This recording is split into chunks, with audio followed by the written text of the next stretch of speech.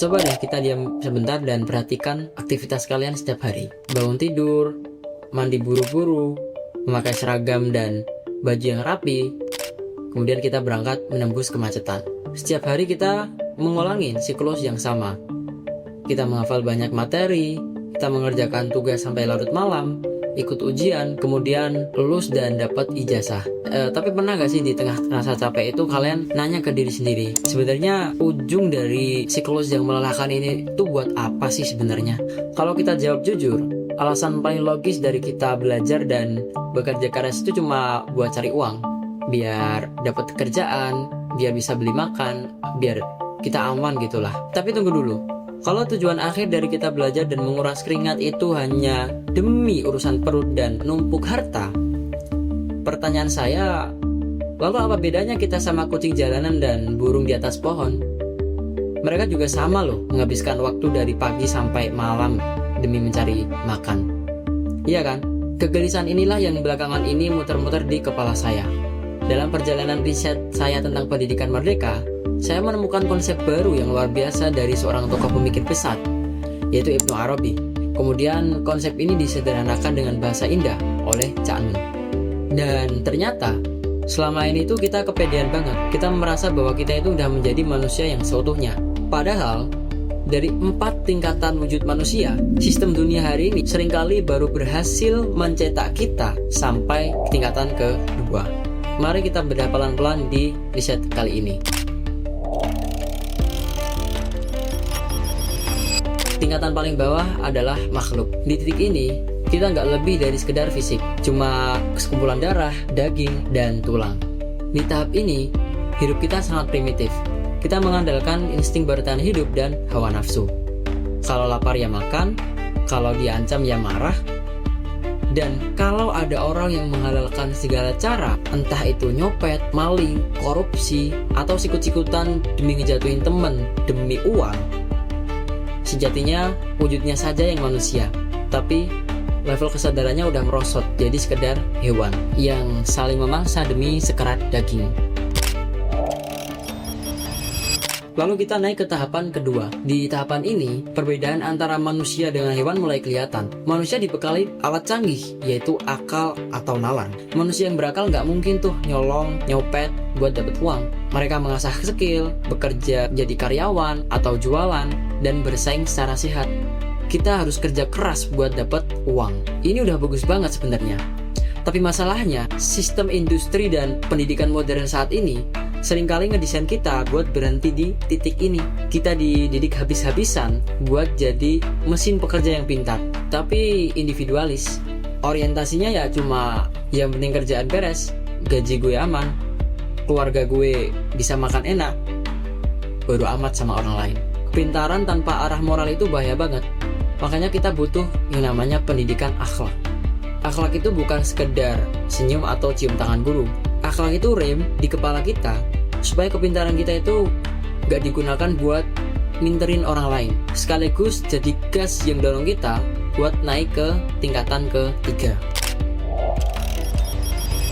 Tahapan ketiga adalah Abdullah atau hamba Allah. Di phase ini, kalian sadar bahwa secerdas-cerdasnya manusia, kita itu adalah makhluk yang terbatas. Kita masih butuh sandaran kepada Sang Pencipta. Biar gampang, coba kita pakai analogi sepak bola.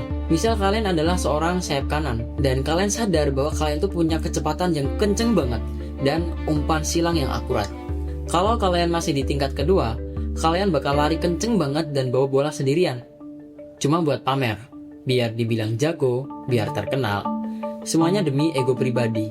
Tapi kalau kalian udah di tingkatan ketiga, mindset kalian berubah total. Kalian akan sadar bahwa kecepatan lari itu adalah sebuah fitrah, anugerah spesifik yang Allah titipkan ke dalam diri kalian. Kalian latihan setiap hari, jaga pola makan, latihan lari sampai nafas mau habis, bukan karena sombong, tapi karena kalian tahu itu semua adalah bentuk rasa syukur. Latihan dan bermain itu jadi ibadah. Kalian sadar, kalian itu cuma alat dari Tuhan di atas lapangan. Dari titik itulah akhirnya kita bisa masuk ke puncak evolusi manusia, khalifah atau wakil Tuhan di bumi. Seorang khalifah itu udah selesai dengan dirinya sendiri. Dia nggak hidup cuma buat mentingin perutnya doang.